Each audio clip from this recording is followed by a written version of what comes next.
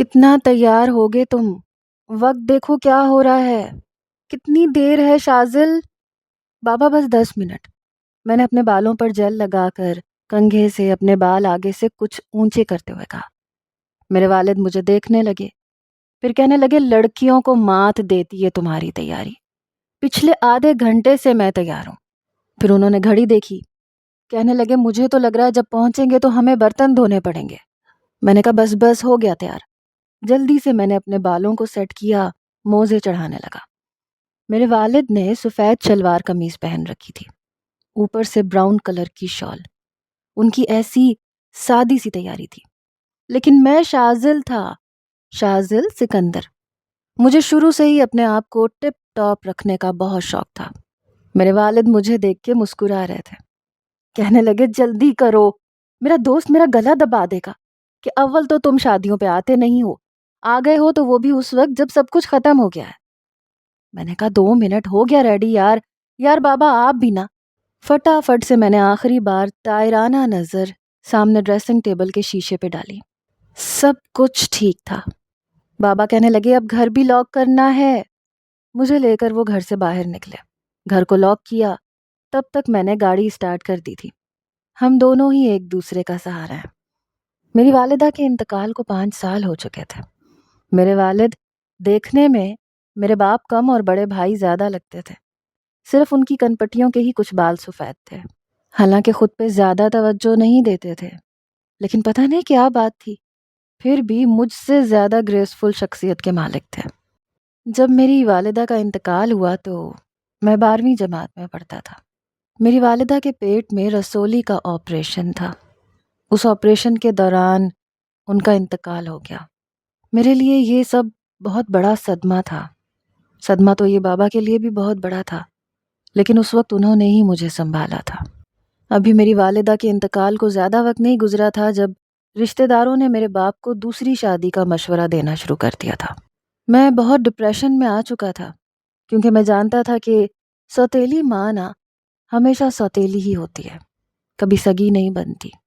لیکن یہ بات بھی سچ تھی کہ گھر کو سنبھالنا خواتین کا کام ہوتا ہے. انہی دنوں میرے والد کی دور کی ایک خالہ کا گھر میں آنا جانا شروع ہو گیا. میرے بابا کو وہ ایک سے ایک لڑکی کی تصویریں دکھاتی تاکہ وہ کسی لڑکی سے شادی کے لیے راضی ہو جائیں. جب میں یہ بات سنتا تو فوراً سے کھانا وہیں چھوڑ کر اپنے کمرے میں چلا جاتا. ایک بار میرے والد میرے کمرے میں آئے، کہنے لگے کیا بات ہے؟ میں نے کہا بابا میں اپنی ماں کی جگہ کسی اور کو نہیں دے سکتا. میری بات سن کر انہوں نے مجھے سینے سے لگایا. میں رونے لگا. میں نے کہا مجھے نہیں چاہیے نئی ماں. وہ کہنے لگے ٹھیک ہے، میں تمہیں ڈپریشن میں نہیں دیکھ سکتا. اس کے بعد میرے بابا نے سب کو منع کر دیا کہ وہ شادی نہیں کرنا چاہتے، اس لیے کوئی بھی ان کے لیے رشتے نہ دیکھے. وقت گزرتا گیا. بابا جب بھی آفس سے آتے تو فٹافٹ کچن میں کھانا بنانے لگ جاتے. میں بھی ان کے ساتھ لگ جاتا. ہم دونوں باپ بیٹا آپس میں یوں تھے جیسے دو دوست. میں اپنے کالج کے قصے اپنے والد کو سناتا رہتا، وہ ہنستے رہتے، ساتھ ساتھ کام کرتے رہتے. کالج سے یونیورسٹی، اور اب تو میری جاب بھی لگ گئی تھی. بابا یہی کہتے تھے کہ تم جلد ہی کچھ کمانے کے قابل ہو جاؤ تو میں تمہاری فوراً شادی کر دوں گا تاکہ میں بھی آرام سے بیٹھ سکوں. میں نے کہا کیوں نہیں، میری بیوی آئے گی، وہ آپ کا بہت خیال رکھے گی. آج بھی میرے والد کے دوست نے انہیں اپنے بیٹے کی شادی پہ بلایا تھا. میرے والد میری والدہ سے زیادہ پرکشش اور سحر انگیز شخصیت کے مالک تھے. بے حد پیارے تھے. میری والدہ کی تو رنگت گوری تھی، لیکن نین نقش اتنے پیارے نہیں تھے، اور میں اپنی والدہ کی طرح تھا. ہم دونوں باپ بیٹا جہاں بھی جاتے تو لڑکیاں مجھ سے زیادہ میرے بابا کو دیکھتی تھیں. حالانکہ بابا زیادہ تیار نہیں ہوتے تھے، سمپل سے رہتے تھے، لیکن سمپل رہ کر بھی کمال لگتے تھے. ابھی بھی جب ہم ہال میں گئے تو وہاں کی خواتین کی نظر میرے باپ پہ ٹکی ہوئی تھی. پتہ نہیں کیوں میرے اندر ایسی کون سی جیلسی تھی. جب خواتین ستائشی اور محبت بھری نظروں سے میرے باپ کو دیکھتی تھیں تو میرا جی چاہتا تھا ان کی آنکھیں نکال دوں. شاید اندر سے کہیں یہ ڈر تھا کہ کہیں میرا باپ دوسری شادی کی خواہش نہ رکھ لے. میں نہیں چاہتا تھا کہ میرے والد کی دوسری شادی ہو. بہرحال میرے والد سیدھا اسٹیج پر گئے. ساتھ میں مجھ سے یہ بھی کہہ رہے تھے کہ تمہاری وجہ سے دیکھو نکاح بھی ہو گیا، کتنا لیٹ کر دیا تم نے۔ میں نے کہا کوئی بات نہیں بابا، آپ نے کون سا نکاح پڑھوانا تھا۔ بہرحال میرے والد اپنے دوست سے ملے، اس کے بیٹے سے ہاتھ ملایا، تحفہ بھی ان کے بیٹے کو دیا۔ میری اس لڑکے کے ساتھ اچھی خاصی دوستی تھی، اس لیے میں اس کے برابر میں ہی بیٹھ گیا، اس کے باپ سے بھی سلام دعا کرنے لگا۔ لیکن اسی دوران لڑکے کی سالیاں اور اس کی بیوی کی دوستیں وہاں پہنچ گئیں، ہاتھ میں دودھ کا گلاس پکڑے۔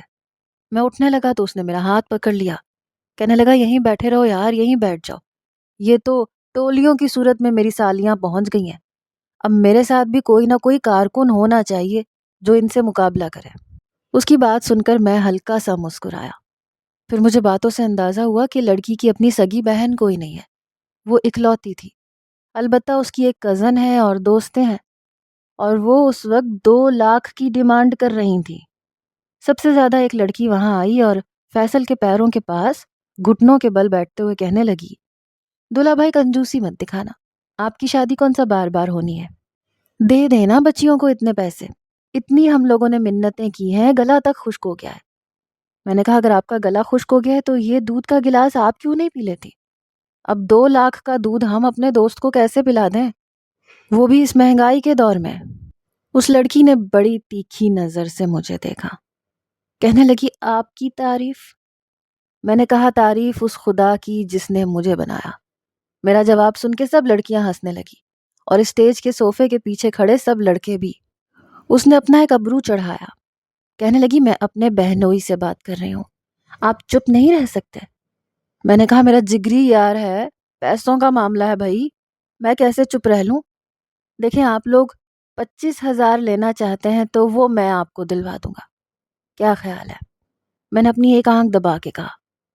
کہنے لگی آپ کی مثال تو وہ ہے کہ غیروں کی شادی میں عبداللہ دیوانہ، شادی آپ کی تو نہیں ہے نا بھائی، ہم آپ سے پیسے نہیں مانگ رہے، ہم تو اپنے جیجا جی سے مانگ رہے ہیں۔ میں نے کہا معاف کیجیے گا محترمہ، آپ بھی میری بھابھی کی کوئی سگی رشتہ دار تو نہیں ہے، نہ بہن ہے نہ کزن ہے، آپ بھی تو سہیلی ہیں، تو یہ مثال تو آپ پر بھی فٹ بیٹھتی ہے، دودھ پلائی کے پیسوں کا حق آپ پر بالکل نہیں بنتا۔ میری بات شاید اسے چبھ گئی، یا یوں کہیں کہ سچ ہضم نہیں ہوا۔ کہنے لگی دلہا بھائی آپ اپنے دوست سے کہیں کہ یہ چپ چاپ بیٹھے، ویسے بھی رانیہ میری بہنوں جیسی دوست ہے، اس لیے دودھ پلائی پر میرا حق بنتا ہے۔ اس کا لہجہ سخت ہوا تھا۔ میں نے کہا فیصل بھی میرا لنگوٹیا یار ہے، میں کیوں چپ رہوں؟ میں نے اسے دو بدو جواب دیا۔ وہ لڑکی کہنے لگی دلہا بھائی جلدی سے 2 لاکھ نکالیں، ہم کافی دیر سے آپ کی منتیں کر رہے ہیں اور ہم لوگ رخصتی نہیں ہونے دیں گے جب تک آپ ہمیں 2 لاکھ نہیں دیں گے۔ فیصل نے میری طرف اشارہ کیا کیونکہ باقی کے لڑکے بس ہنسنے پہ ہی اکتفا کر رہے تھے، کوئی بھی میرا ساتھ نہیں دے رہا تھا۔ میں نے کہا دیکھیں پیسے میری جیب میں ہیں تو بات آپ کو مجھ سے کرنی پڑے گی، اگر آپ کہتی ہیں تو میں 25,000 آپ کو نکال کے دے دیتا ہوں، 1,000 کا چلر ہے، آپ لوگ بانٹ لیں آپس میں، اللہ اللہ خیر صلاح۔ اس لڑکی نے چٹکی بجائی، انگلی اٹھا کے تنبیہی انداز میں کہنے لگی اے مسٹر اب نہیں بولنا سمجھے۔ اس کے اس انداز میں مجھے بڑا غصہ آیا۔ میں نے کہا کیوں نہ بولوں؟ کہنے لگی میں تم جیسے لوگوں سے بات کرنا پسند نہیں کرتی، 25,000 30,000، ارے شادی کرنے آئے ہو یا مسجد میں چندہ بانٹنے آئے ہو؟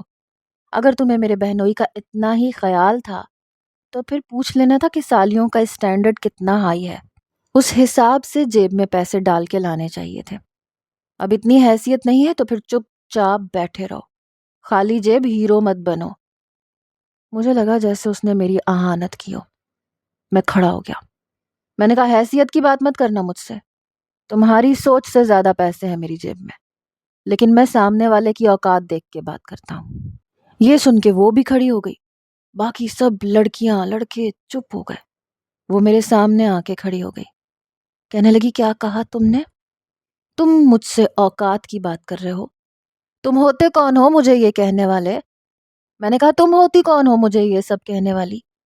ہماری بحث شروع ہو چکی تھی، فیصل اور اس کی بیوی دونوں ہی کھڑے ہو گئے، وہاں پہ سب بڑے بھی آنے لگے کیونکہ تو میں کافی بڑھ چکی تھی، لیکن وہ لڑکی زبان سے ہاتھا پائی پہ اتر آئی تھی۔ اس نے میرا گریبان پکڑ کے جھنجھوڑا، میری شرٹ کا اوپر کا بٹن تک ٹوٹ گیا۔ یہ دیکھ کے تو میرا پارا ہائی ہو گیا۔ میں نے اس کا بازو پکڑ کے دبا دیا۔ فیصل کہنے لگا پاگل ہو گئے کیا، چھوڑو ہاتھ اس لڑکی کا۔ کہنے لگی میں تمہیں چھوڑوں گی نہیں۔ میں نے کہا تمہاری ہمت کیسے ہوئی میرے گریبان پہ ہاتھ ڈالنے کی؟ کہنے لگی میں تمہارا سر بھی پھاڑ سکتی ہوں۔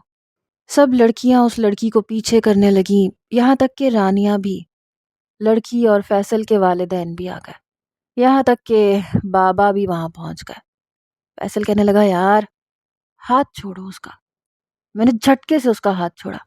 میں نے کہا اتنی بھی خوبصورت نہیں ہو کہ مجھے اس ہاتھ کو پکڑنے میں دلچسپی ہو۔ میں نے اپنی جیب میں سے اپنی چیک بک نکالی، 2 کے بجائے 2.5 لاکھ کا اس پہ سائن کیا اور اس لڑکی کے منہ پہ چیک مارا۔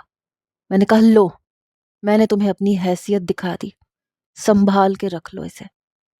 یہ دیکھ کے اس کا چہرہ غصے سے تل ملایا۔ اس نے چیک زمین سے اٹھایا، اسے پھاڑا اور اس کے ٹکڑے میرے منہ پہ پھینکے۔ کہنے لگی تمہارا احسان نہیں چاہیے۔ میرے بابا بیچ میں آ گئے، کہنے لگے شاذل یہ کیا بدتمیزی ہے؟ میں نے کہا میں بدتمیزی کر رہا ہوں؟ بابا آپ نے اس لڑکی کی زبان نہیں سنی، یہ مجھے سب کے سامنے ذلیل کرنا چاہ رہی تھی، مجھ سے میری حیثیت کی بات کر رہی تھی۔ باقی ساری لڑکیاں اور دلہن کی والدہ اس لڑکی کو بہلا پھسلا کر وہاں سے لے گئے۔ بابا مجھے غصے سے قہر بھری نظروں سے دیکھے جا رہے تھے، کہنے لگے کیا تماشا لگا رہے ہو کسی کی شادی میں آ کر؟ میں نے کہا بات اس نے شروع کی تھی، میں کسی کا لے کے تھوڑی کھاتا ہوں جو کسی کی سنوں گا۔ بہرحال میرے والد اپنے دوست سے معذرت کرنے لگے، وہ بھی چپ تھے۔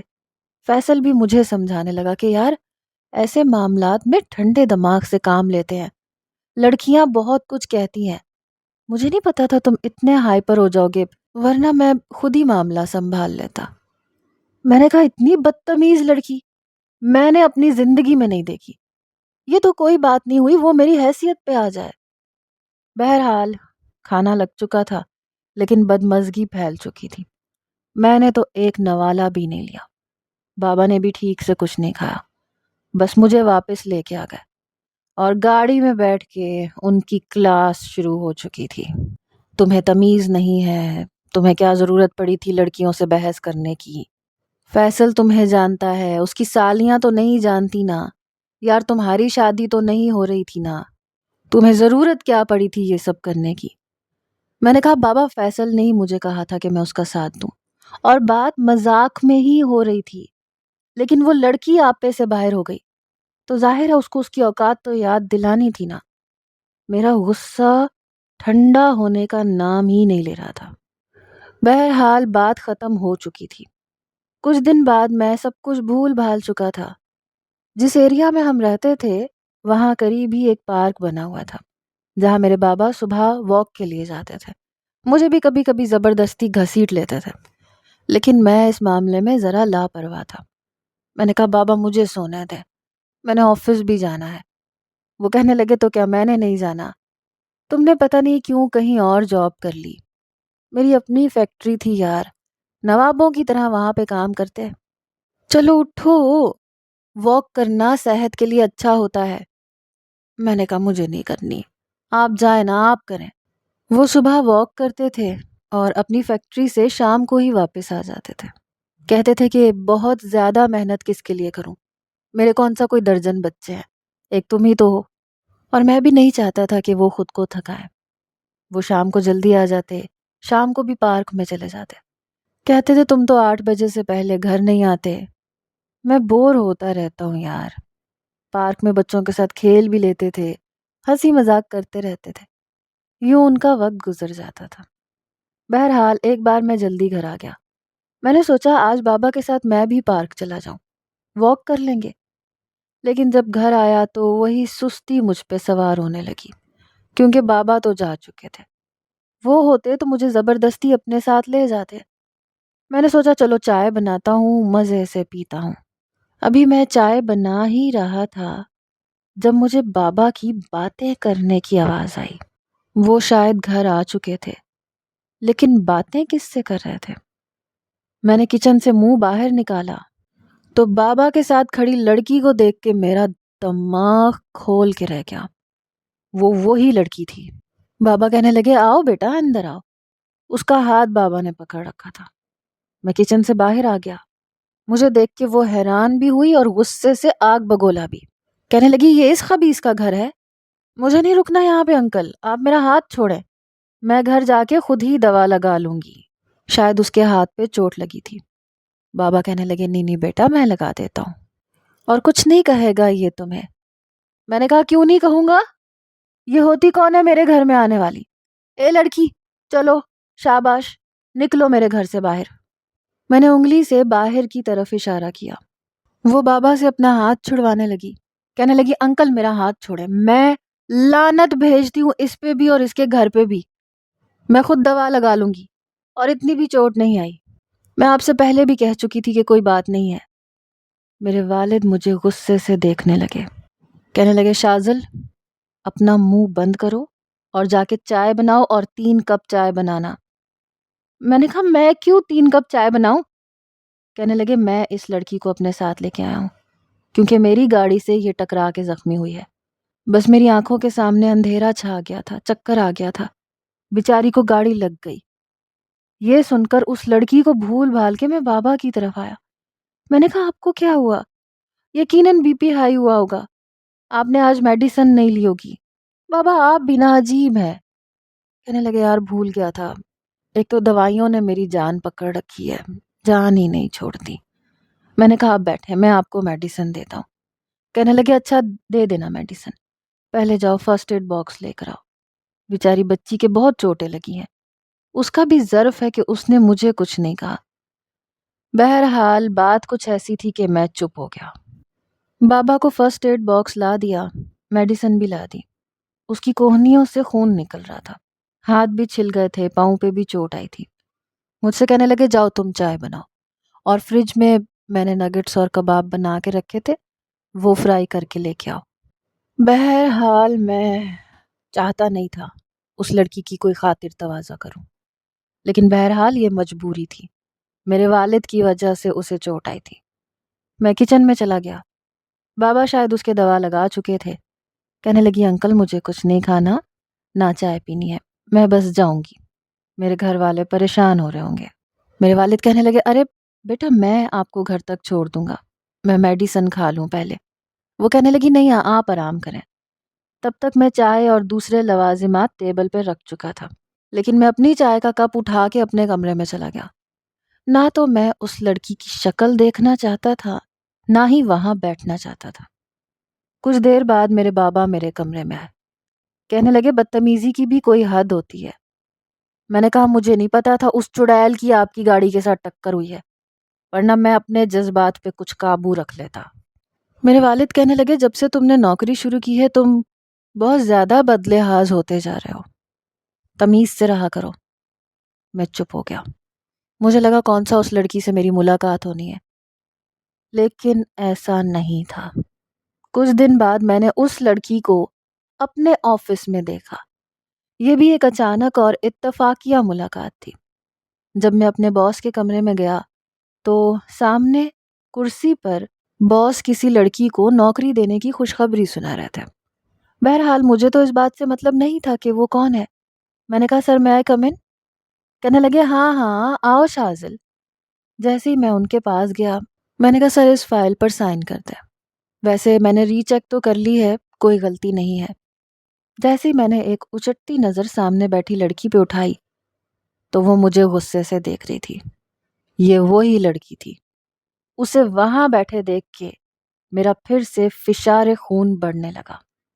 بہرحال باس نے سائن کیا، میں فائل لے کر واپس کمرے سے باہر نکل گیا، لیکن میں یہ جان چکا تھا کہ اسے نوکری میرے ہی آفس میں مل چکی ہے۔ میں نے سوچ لیا اس لڑکی کے منہ ہی نہیں لگوں گا، وہ اپنا کام کرے میں اپنا کام کروں گا۔ وہ لڑکی جوائن کر چکی تھی، نہ تو میں اس سے بات کرتا تھا نہ وہ مجھ سے، لیکن مسئلہ یہ تھا کہ ہم دونوں کے کام کی نوعیت تقریباً ایک جیسی تھی۔ وہ ایک انٹیریئر ڈیکوریٹر تھی اور میں آرکیٹیکچرر۔ اس کے علاوہ بڑے بڑے بنگلے اور فارم ہاؤس میں بنے پولز اور گارڈنز کو کس طرح سے ڈیکوریٹ کیا جاتا ہے وہ میں بتا دیتا تھا۔ بہرحال میرے باس میرے کام سے بہت خوش تھے، لیکن وہ لڑکی اب زیادہ ہی ایفیشنسی دکھا رہی تھی جو مجھ سے برداشت نہیں ہو رہی تھی۔ ایک بار باس نے مجھے کمرے میں بلایا۔ وہ پہلے سے ہی کرسی پہ بیٹھی باس سے باتوں میں مصروف تھی۔ کہہ رہی تھی، سر اگر آپ چاہیں تو میں اکیلے بھی اس بنگلے کو ڈیکوریٹ کروا سکتی ہوں، مجھے کوئی مسئلہ نہیں ہے۔ مجھے دیکھ کے باس نے کہا، شازل اندر آؤ، بیٹھو یہاں پہ۔ میں اندر گیا، اس کی کرسی کے برابر والی کرسی کو پہلے زور سے گھسیٹا، پھر غصے سے بیٹھ گیا۔ اس نے بھی مجھے دیکھ کے اپنا رخ دوسری طرف کیا۔ باس کہنے لگے، شازل میں چاہ رہا ہوں کہ ڈیفینس فیز 8 کے بنگلے کا پروجیکٹ میں یسرا کو دے دوں، یہ کافی اچھے سے آئیڈیالائز کر لے گی۔ دوسرا پروجیکٹ میں آپ کو دے دوں۔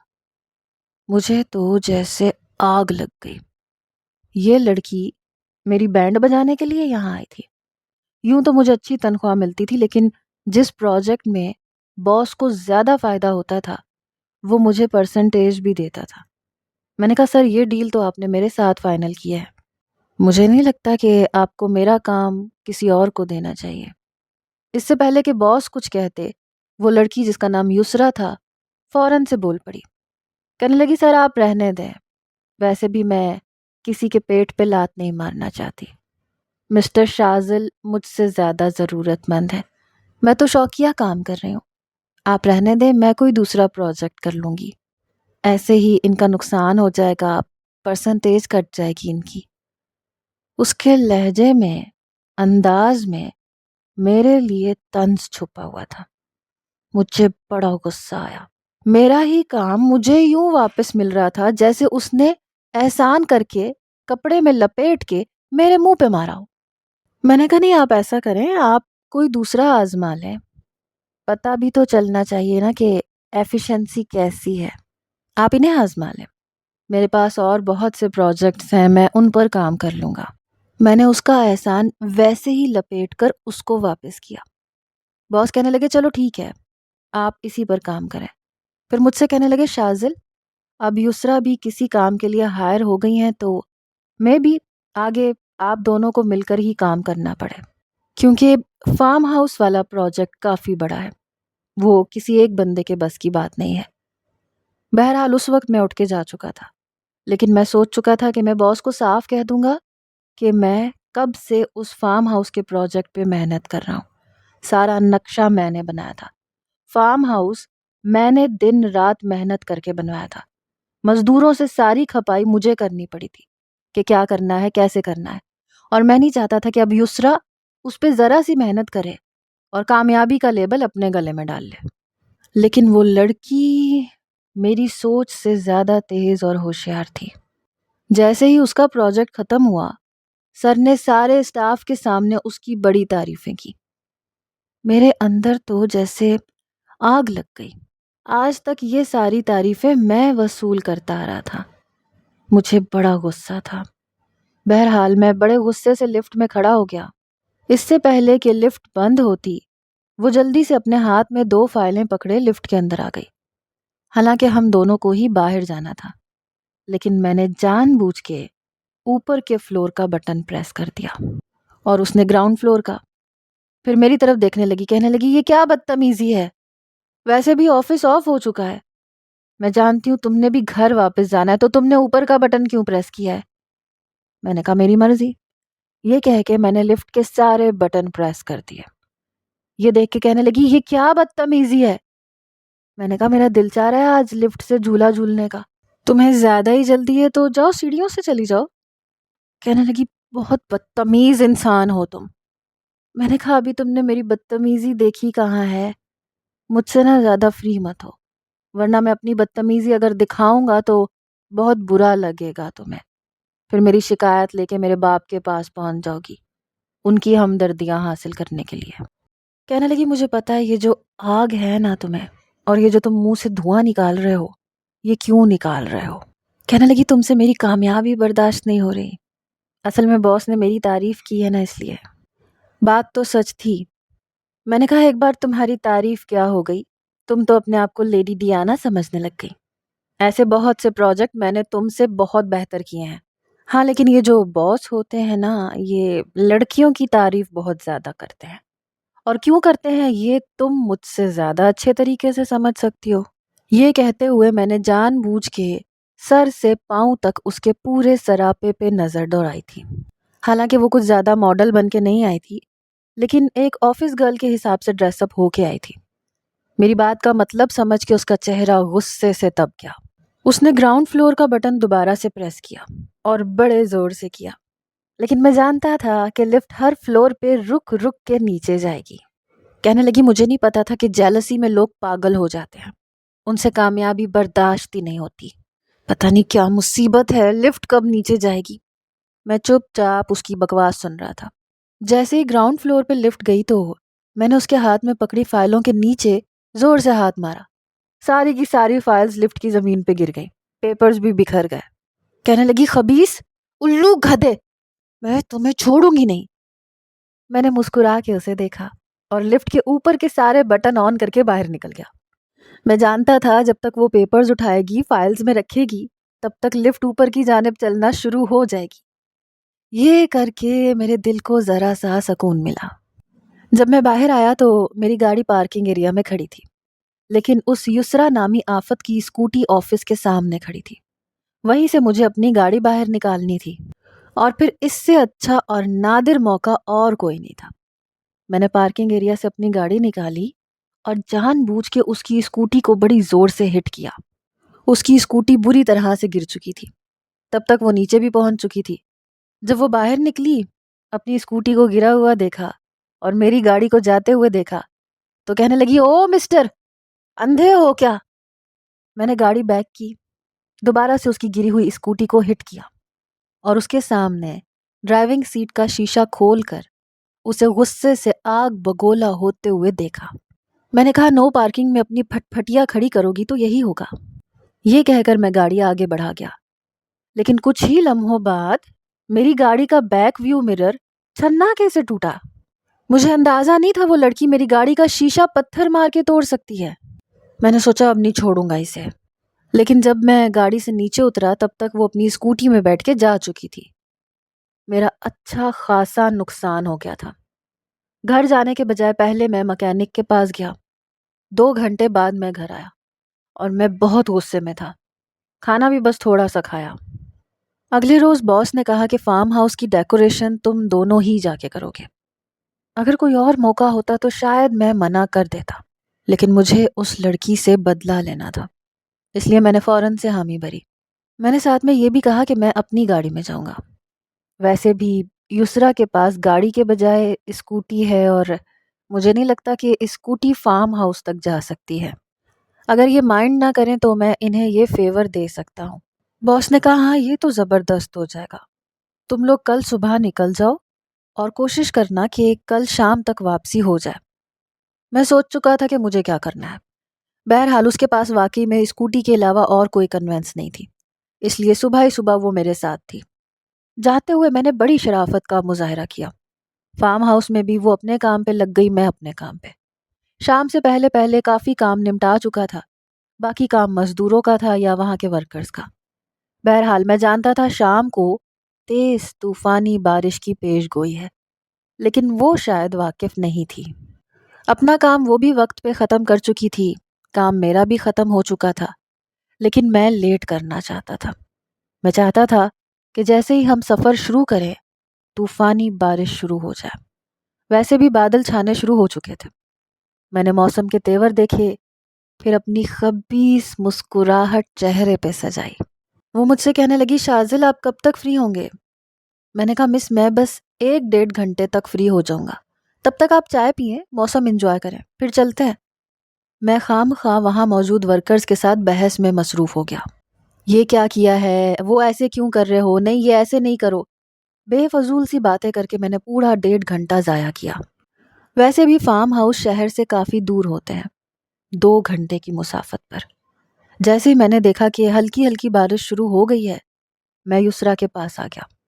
وہ پریشان کھڑی تھی، بار بار گھڑی دیکھ رہی تھی۔ میں نے کہا چلیں؟ کہنے لگی پلیز گاڑی ذرا تیز چلائیے گا، بہت ٹائم ہو گیا ہے۔ میں نے کہا جی جی بے فکر رہیں۔ گاڑی میں نے اسپیڈ سے ہی چلائی تھی، لیکن طوفانی بارش شروع ہو چکی تھی اور میرے چہرے پر خباثت بھری مسکراہٹ بھی پھیل چکی تھی۔ آدھے راستے میں جا کر میں نے گاڑی کھڑی کر دی۔ وہ بالکل سنسان سی سڑک تھی۔ بار بار میں نے گاڑی سٹارٹ کی لیکن پھر بند کر دی۔ پھر میں نے کہا او ہو گاڑی خراب ہو گئی۔ کہنے لگی کیا مطلب ہے آپ کا، کیسے خراب ہو گئی؟ ایک تو اتنی تیز بارش ہو رہی ہے۔ میں نے کہا بارش کا ہونا تو میرے اختیار میں نہیں ہے۔ میں نے کہا دھکا لگانا پڑے گا، شاید اسٹارٹ ہو جائے۔ میں نے کہا آپ کو گاڑی چلانی آتی ہے تو آپ اسٹارٹ کریں، میں دھکا لگا دیتا ہوں۔ کہنے لگی مجھے نہیں آتی، مجھے نہیں پتا کیسے چلاتے ہیں گاڑی۔ میں نے کہا او ہو، پھر ایسے کریں آپ دھکا لگا دیں۔ کہنے لگی آپ کا دماغ تو خراب نہیں ہے، میں دھکا لگاؤں گی گاڑی کو۔ میں نے کہا ہاں تو کیا ہوا؟ کہنے لگی کیا مصیبت ہے۔ اس نے اپنی ساری فائلز پیچھے کی سیٹ پہ رکھی، گاڑی سے نیچے اتری۔ جیسے ہی اس نے دھکا لگانے کے لیے پیچھے گاڑی پہ ہاتھ رکھا، میں نے گاڑی سٹارٹ کی اور آگے بڑھا دی۔ وہ بھاگتی ہوئی گاڑی تک پہنچی تھی۔ میں نے گاڑی کی اسپیڈ اس وقت بالکل سلو رکھی ہوئی تھی۔ جیسے ہی وہ گاڑی کے قریب پہنچی، کہنے لگی گاڑی روکو، مجھے بیٹھنا ہے۔ اور گاڑی سٹارٹ کیسے ہو گئی؟ میں نے کہا کیونکہ گاڑی خراب تھی ہی نہیں۔ کہنے لگی یہ کیا بدتمیزی ہے، تم گاڑی کیوں نہیں روک رہے؟ مجھے بیٹھنا ہے۔ میں نے کہا میری گاڑی میری مرضی، تم نے میری گاڑی کا شیشہ توڑا تھا۔ شاباش، اب یہاں تیز طوفانی بارش میں سنسان سڑک پہ انتظار کرو کسی سواری کا، شاید تمہیں مل جائے۔ اگر مل جائے تو گھر پہنچ جانا، ورنہ تمہاری قسمت۔ یہ سن کر اس کی رنگت اڑی۔ کہنے لگی شازل یہ کوئی مذاق نہیں ہے، تم جانتے ہو یہ سنسان سڑک ہے، یہاں مجھے کوئی کنوینس نہیں مل سکتی، تمہیں بدلہ لینا ہے کسی اور موقع پر لے لینا۔ میں نے کہا نہیں، میں موقع کیوں تلاش کروں، تم نے صبر کیا تھا، اب بیٹھو، بیٹھ کے کسی سواری کا انتظار کرو، بائے بائے۔ میں نے ہاتھ ہلایا اور گاڑی آگے بڑھا کر لے آیا۔ وہ شازل شازل پکار رہی تھی۔ میں نے کہا بہت شوق تھا اسے میری گاڑی کا شیشہ توڑنے کا، اب مزہ آئے گا جب بارش میں بھیگ کر یہ کسی سواری کا انتظار کرے گی اور اس طوفانی بارش میں کوئی نہیں ملے گا۔ اسے جہاں میں نے چھوڑا تھا، نہ وہ واپس پیدل فارم ہاؤس جا سکتی تھی، نہ ہی اسے اتنی جلدی سواری مل سکتی تھی۔ لیکن میں نہیں جانتا تھا کہ وہ رات مجھ پر بھی بہت بھاری پڑنے والی ہے، کیونکہ میری وجہ سے وہ